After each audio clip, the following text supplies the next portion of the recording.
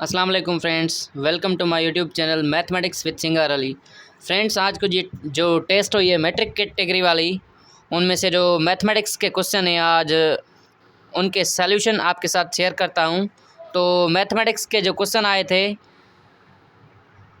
41 से 60 तक, तो पहला क्वेश्चन था the symbol this represents. Just ये जो सिंबल है ये किसको रिप्रेजेंट करती है?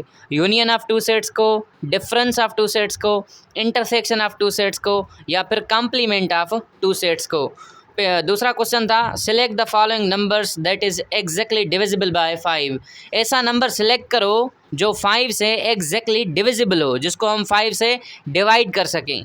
और क्वेश्चन नंबर 43 था what is the correct order of full form of BODMAS. उन्होंने बाडमास का फुल फॉर्म दिया था जो कि कुछ रैंडम था, हमें वो सिलेक्ट करना था जो सीक्वेंस में था, आर्डर में था।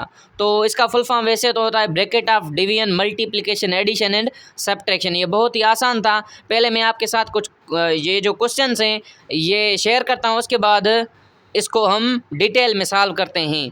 तो क्वेश्चन नंबर 44 था choose a real number from the following. Option A √-4, option B 5/2, option C 1/0 and option D is equal to 3 is equal to 2। तो ये कुछ बहुत ही इंपॉर्टेंट और बेसिक क्वेश्चंस थे।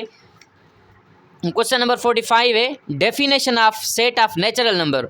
नेचुरल नंबर का जो सेट है उसकी डेफिनेशन क्या होती है।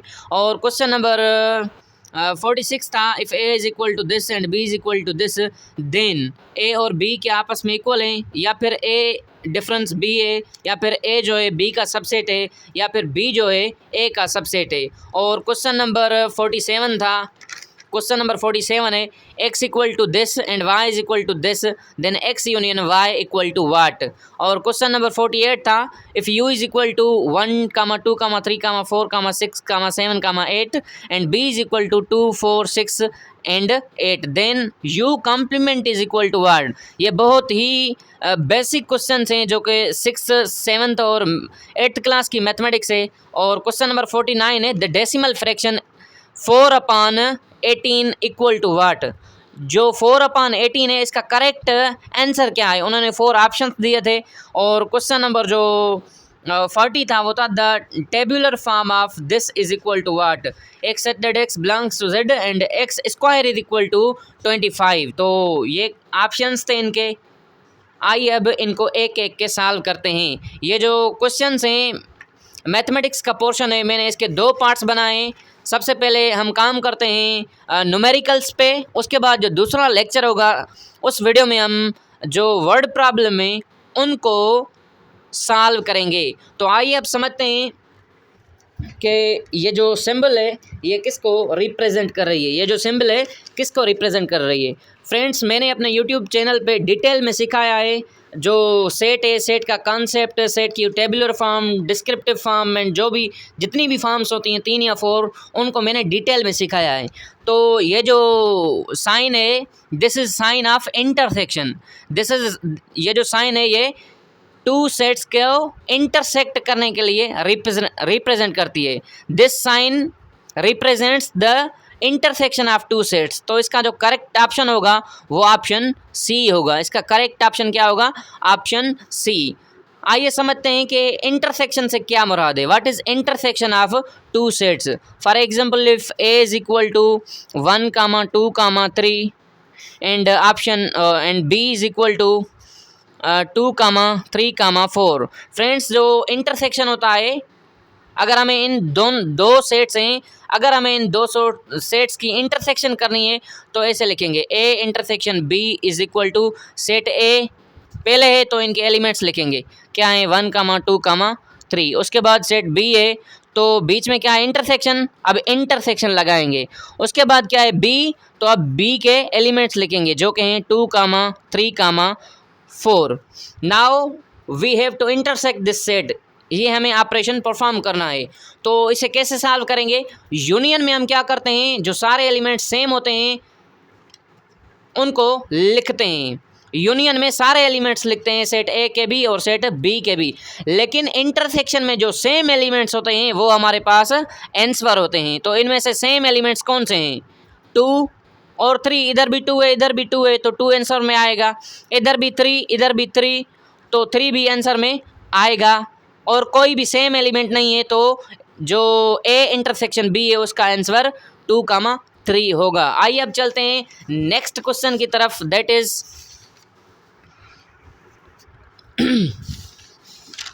Select the following numbers that is exactly divisible by 5।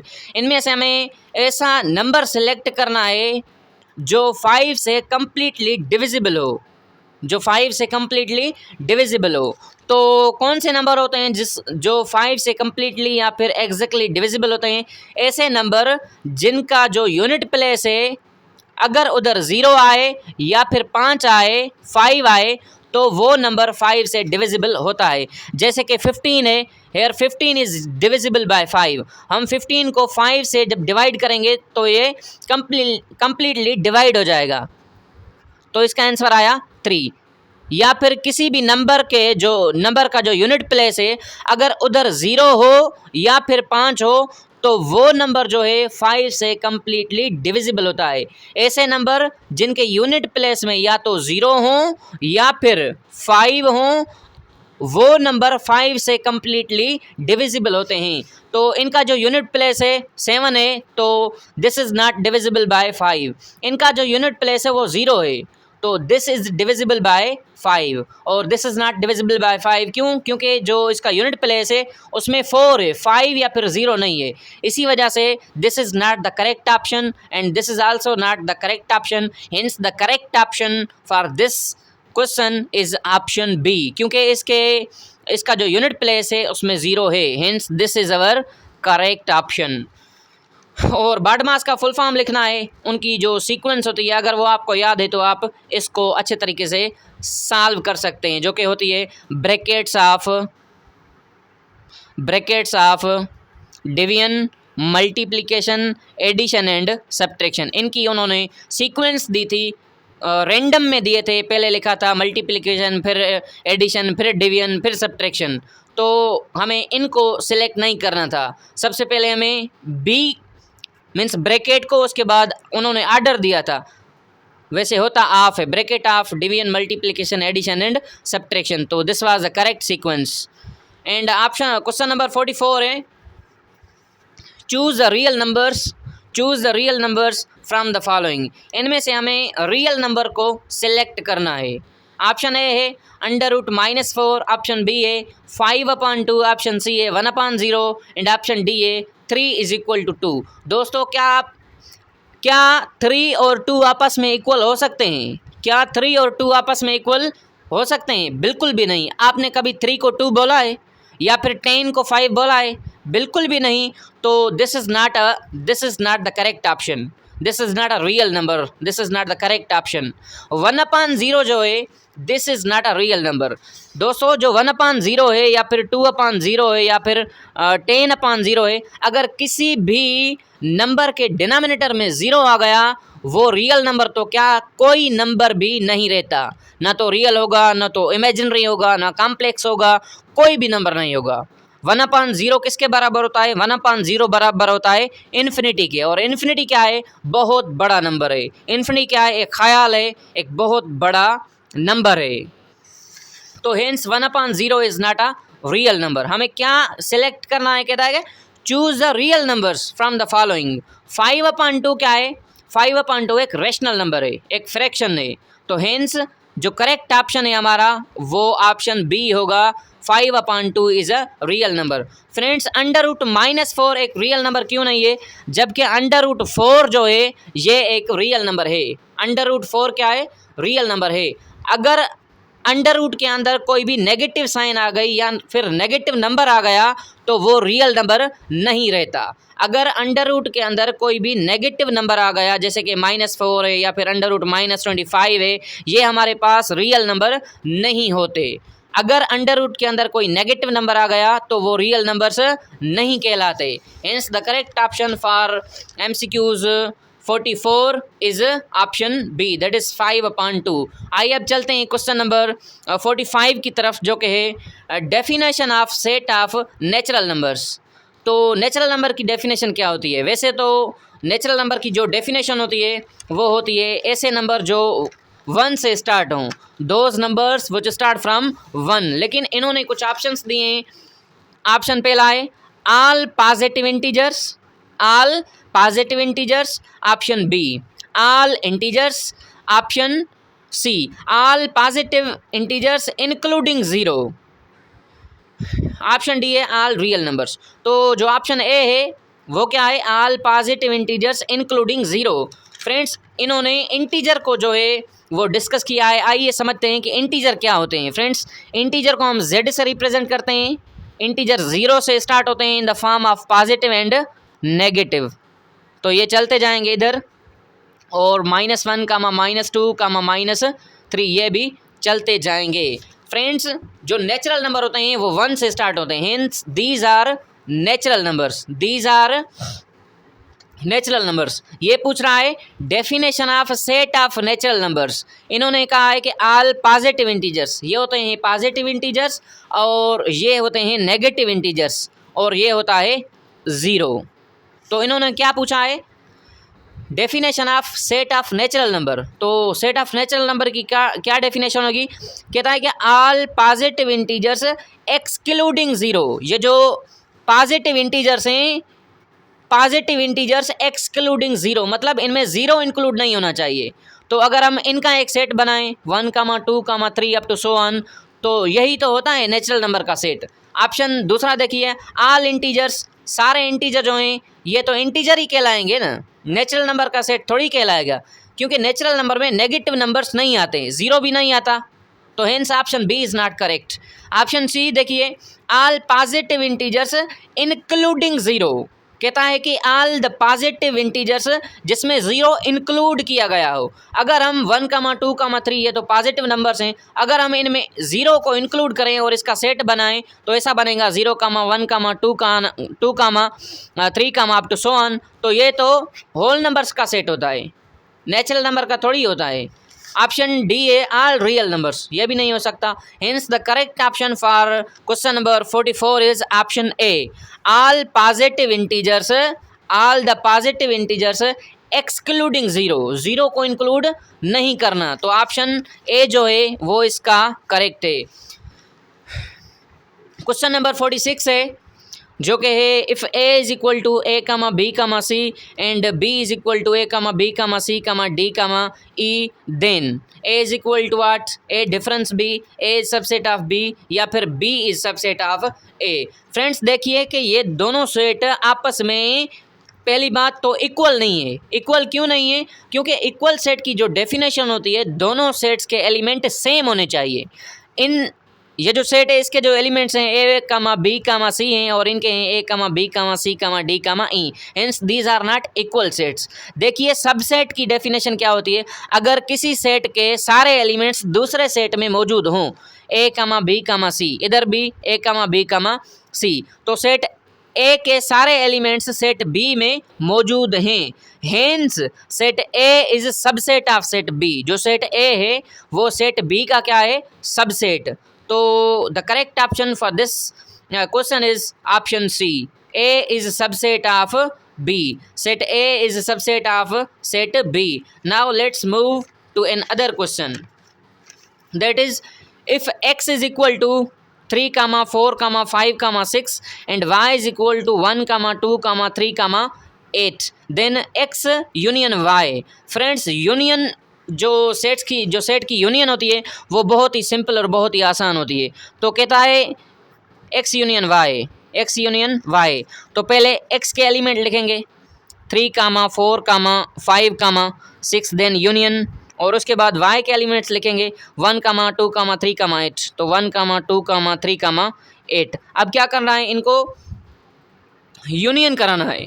तो यूनियन में हम सेम एलिमेंट्स, दोनों सेट्स के एलिमेंट लिखते हैं, लेकिन सेम नहीं लिखते, बार बार जो रिपीट होते हैं वो नहीं लिखते। तो 1 है इसमें, 1 लिखेंगे, 2 लिखेंगे, 3 लिखेंगे, और 4 इधर से 4 लिखेंगे, 5 लिखेंगे, 6 लिखेंगे, 7 नहीं है दोनों में, उसके बाद 8a। मीन्स दोनों सेट्स के एलिमेंट लिखने हैं, लेकिन सीक्वेंस में लिखने हैं। 3, 4, 5, 6 तो है, इधर लिखा है 3, 4, 5, 6, लेकिन क्या रह गया 1, 2, 3, 8। ये भी सारे लिखने थे, लेकिन हमने इसको तरतीब में लिखा है 1, 2, उसके बाद क्या है 3, 8, 3, 8। Hence the correct option for this is not A. Option B देखिए 1, 2, 3, 4, 8। This is not the correct option. Option C is not correct. Option D is 1, 2, 3, 4, 5, 6, 8। Hence the correct option for question number 47 is D. The correct option for question number 47 is D. आइए अब चलते हैं question number 48 पर, जो कि है if u is equal to 1, 2, 3, 4, 5, 6, 8 and b is equal to 2, 4, 6, 8, then find u complement। Friends अब हमें फाइंड करना है u कॉम्प्लीमेंट। तो आई होप कि आपने कॉम्प्लीमेंट ऑफ अ सेट पढ़ा होगा, अगर नहीं तो मैं थोड़ा सा आपको समझाता हूँ कि how to find the complement of a set. तो इन्होंने क्वेश्चन दिया है, वही सॉल्व करते हैं। कहता है कि if u is equal to u के एलिमेंट्स हैं 1 to 8 तक, 1, 2, 3, 4, 5, 7, 8, और b दिया गया है u complement, u difference b करेंगे। सेट b दिया गया है, b is equal to 2, 4, 6, 8। Friends अगर दिया गया हो a कॉम्प्लीमेंट तो इसका आंसर होता u डिफरेंस a। अगर दिया गया होता b कॉम्प्लीमेंट तो इसका आंसर होता u डिफरेंस b। लेकिन इन्होंने कहा है फाइंड u कॉम्प्लीमेंट। क्या फाइंड करना है? u complement. तो इसका आंसर होगा u कॉम्प्लीमेंट बराबर होगा u डिफरेंस u के। u में से u कैंसिल होगा तो इसका आंसर क्या होगा? नल सेट होगा, एम्प्टी सेट होगा, या फिर वॉइड सेट होगा। तो जो इसका करेक्ट ऑप्शन होगा वो ऑप्शन बी होगा। Hence the correct option for question number 48 is option B.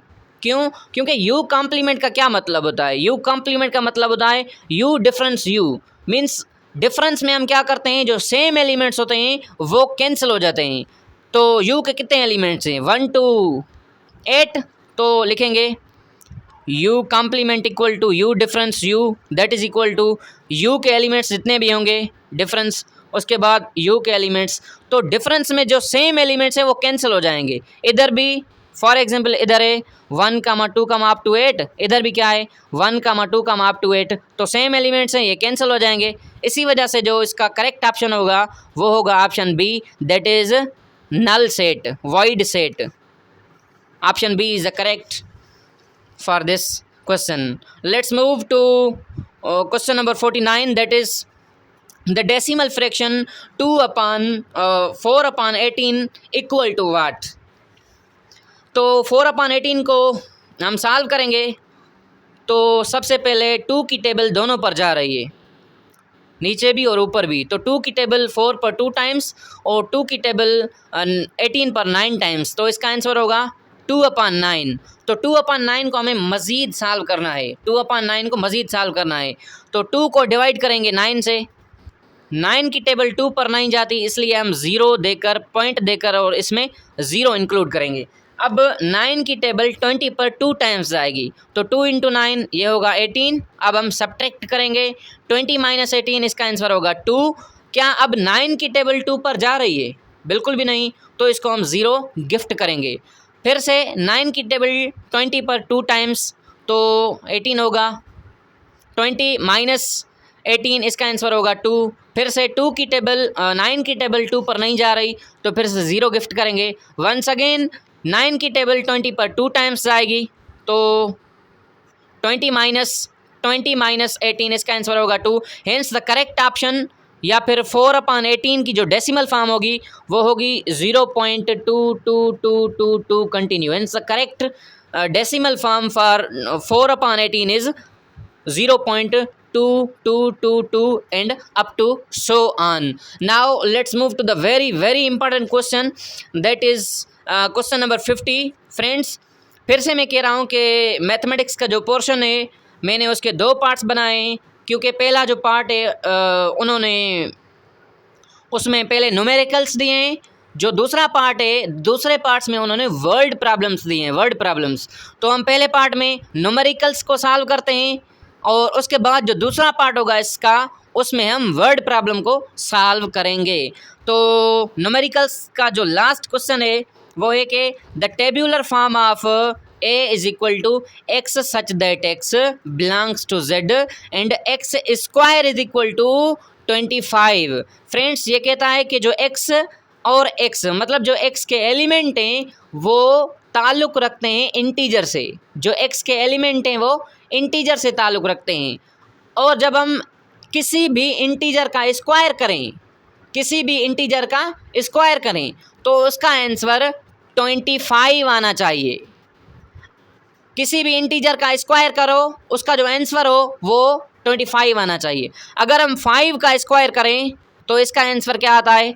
25 आता है। अगर हम -5 का स्क्वायर करें इसका भी जो आंसर है वो 25 आएगा। Hence which set satisfies this equation?